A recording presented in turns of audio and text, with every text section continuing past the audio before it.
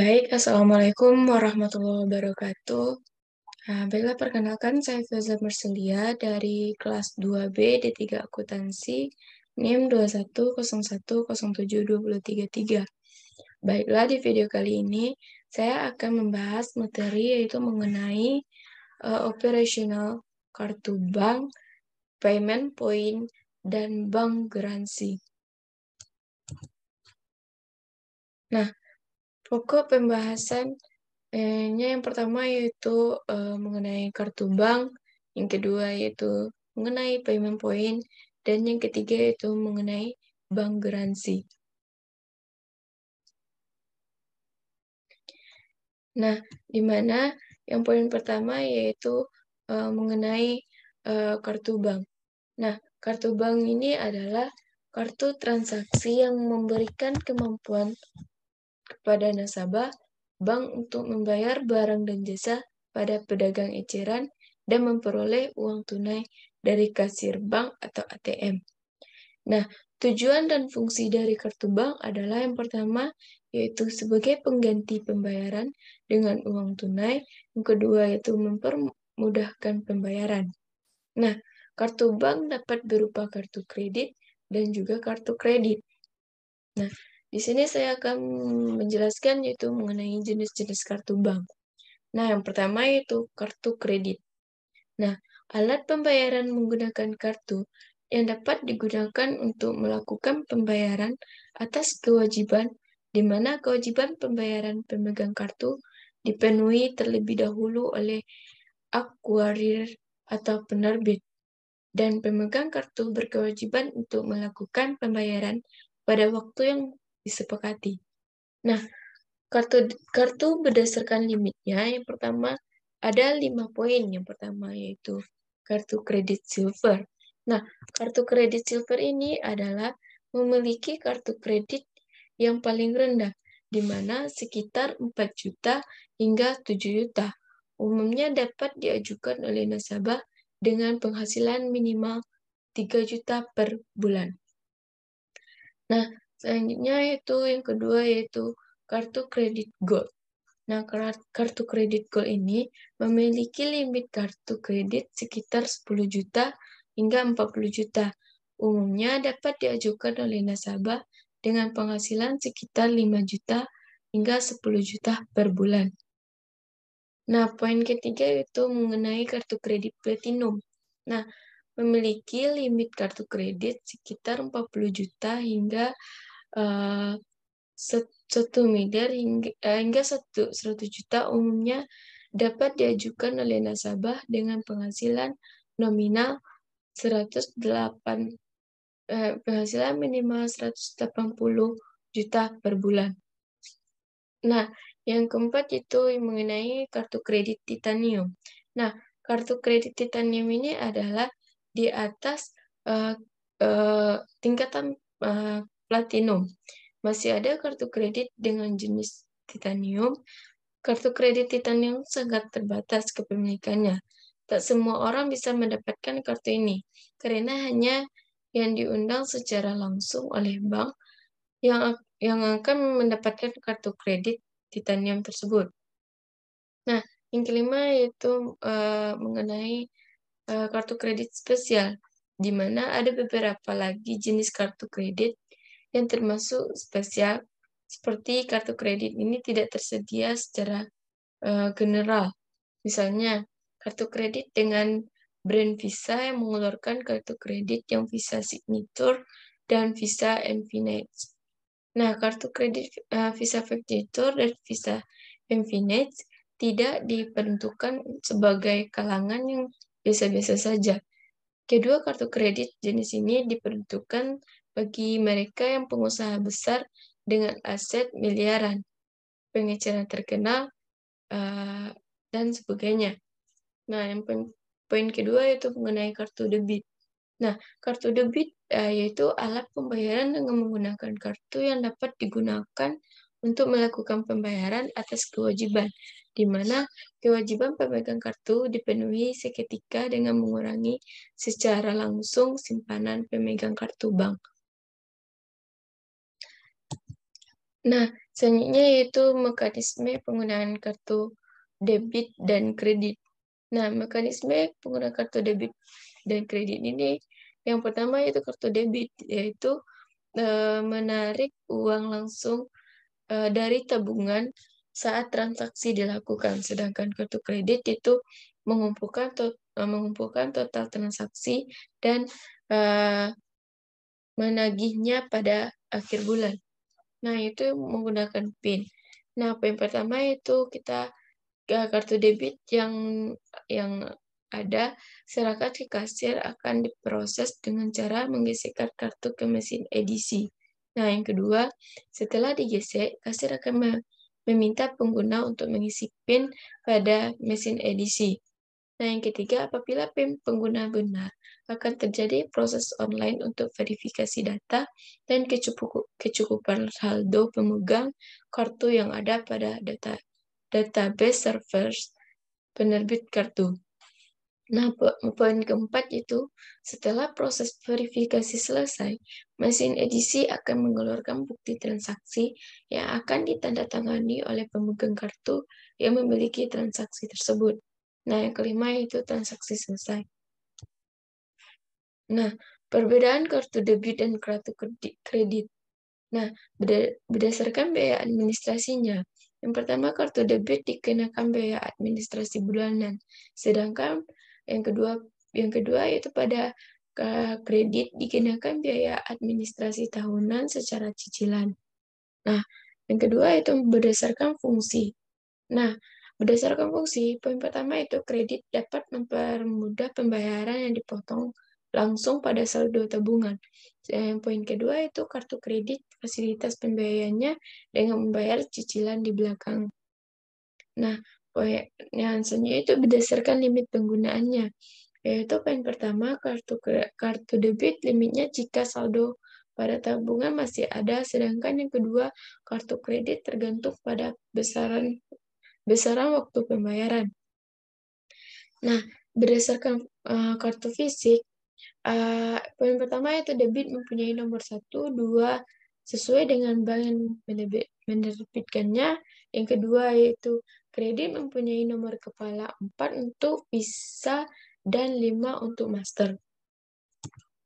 Nah, yang kedua yaitu poin kedua itu mengenai payment point. Nah, payment point di sini dijelaskan bahwa jasa perbankan yang melayani masyarakat untuk melakukan pembayaran rutin yang dilakukan setiap bulan. Jumlah transaksinya pun relatif kecil. Nah, tujuan payment point ini yang pertama yaitu bisa membayar tagihan dimanapun dan kapanpun.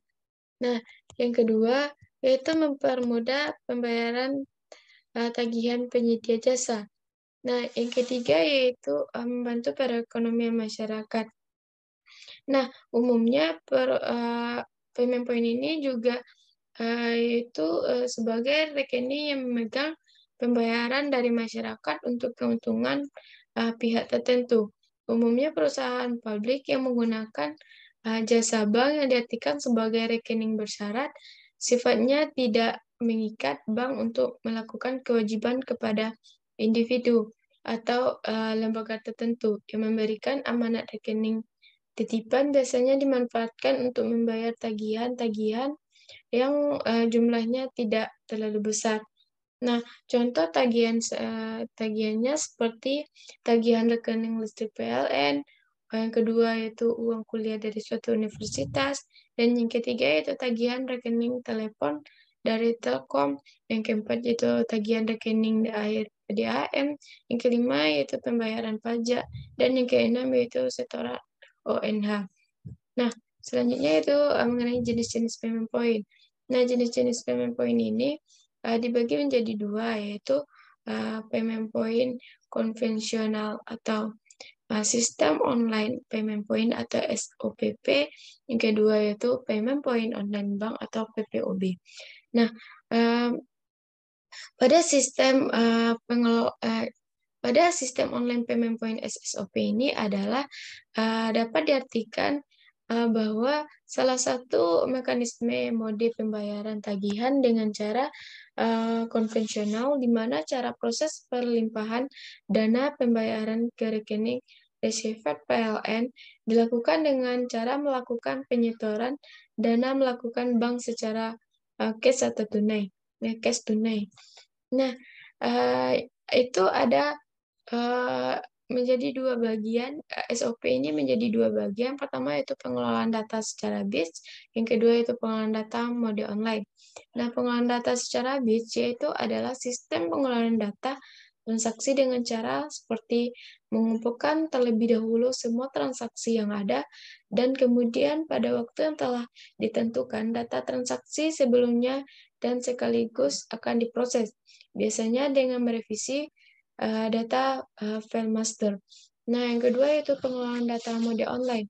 Pengelolaan data mode online ini itu adalah pengelolaan data secara langsung saat data dimasukkan ke dalam sebuah sistem pengelolaan. Nah, pengelolaan informasi, pengelolaan data secara online ini dikembangkan untuk diperoleh. Nah, selanjutnya itu aplikasi SOPP ini adalah aplikasi yang dapat digunakan untuk melayani berbagai pembayaran pelunasan piutang kepada pelanggan, dan proses pelunasan diawali dengan membaca data piutang pelanggan untuk direalisasikan dengan format data pelunasan harian atau disingkatan dari DPH. Nah, selanjutnya itu mengenai penerapan fungsi aplikasi SOP, yaitu ada 5 poin. Ada 5 poin. Yang pertama itu melihat informasi semua tagihan pelanggan. Yang kedua, melayani pembayaran atau pelunasan piutang pelanggan, baik itu individu atau kolektif secara kelompok. Yang ketiga yaitu memantau pelunasan hutang piutang, denda, serta membuat nota kredit harian serta kumulatif. Yang keempat yaitu memantau data hutang yang belum lunas. Yang kelima itu mencetak semua laporan yang terkait dengan semua tagihan pelanggan dan hutangnya. Nah, selanjutnya itu mengenai payment point online bank atau PPOB, yaitu adalah salah satu sistem di mana mekanisme pembayaran tagihan yang sangat lebih aman, mudah, dan murah, serta proses yang tidak rumit. Payment point online bank atau PPOB ini merupakan layanan pembayaran tagihan secara online real time 24 jam, sehingga proses rekonsiliasi data dan dana bisa lebih cepat dan akurat serta aman. Nah, PPOB yang diselenggarakan di perusahaan-perusahaan seperti PLN, PDAM, Telkom, dan lain-lain yang bekerja sama hampir untuk semua perbankan. Pelanggan konsumen dapat membayar di mana saja dan kapan saja. Nah, selanjutnya itu mengenai tujuan dari PPOB. Yang pertama yaitu mengamankan kas pendapatan. Yang kedua itu menyederhanakan proses bisnis pembayaran yang efisien. Nah, ada konsep PPOB. Yang pertama itu kerjasama dengan bank dan pos, kemudian memanfaatkan network para pebisnis usaha PPOB. Nah, yang kedua itu memanfaatkan keterlibatan masyarakat untuk melakukan pembiayaan dan pembayaran. Nah, yang ketiga itu menumbuhkan peluang usaha pada jasa layanan online yang terdapat dalam masyarakat. Nah, selanjutnya yaitu poin ketiga yaitu mengenai bank garansi. Nah, bank garansi ini menurut DRS Kasmir dalam bukunya yang berjudul Dasar-Dasar Perbankan pada tahun 2012, bank garansi adalah merupakan jaminan pembayaran yang diberikan oleh bank kepada suatu pihak, baik perorangan, perusahaan, atau badan atau lembaga lainnya dalam bentuk surat jaminan. Nah, fungsi bank yaitu bagi kreditur sebagai jaminan terlaksananya pemenuhan prestasi dalam suatu perjanjian. Yang kedua, bagi debitur sebagai saran mendukung untuk pemberian jaminan kepercayaan kreditur bahwa prestasi yang menjadi hak kreditur akan tetap terpenuhi pada waktunya, sekalipun ia berhalangan untuk memenuhinya. Nah, selanjutnya itu tujuan bank garansi, yaitu yang pertama bagi bank tujuannya yaitu memberikan bantuan fasilitas dan kemudahan dalam memperlancar transaksi nasabah. Nah, yang kedua yaitu memperoleh keuntungan dari biaya-biaya yang harus dibayar nasabah serta jaminan lawan yang diberikan. Nah, yang selanjutnya itu bagi pemegang jaminan. Nah, bagi pemegang jaminan ini yang pertama itu memberikan keyakinan bahwa pemegang jaminan tidak akan menderita kerugian. Yang kedua, itu menumbuhkan rasa saling percaya. Dan yang ketiga, yaitu memberikan rasa aman dan ketentraman.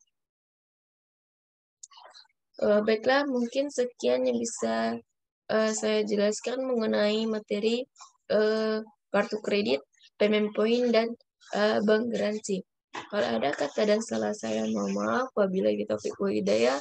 Wassalamualaikum warahmatullahi wabarakatuh.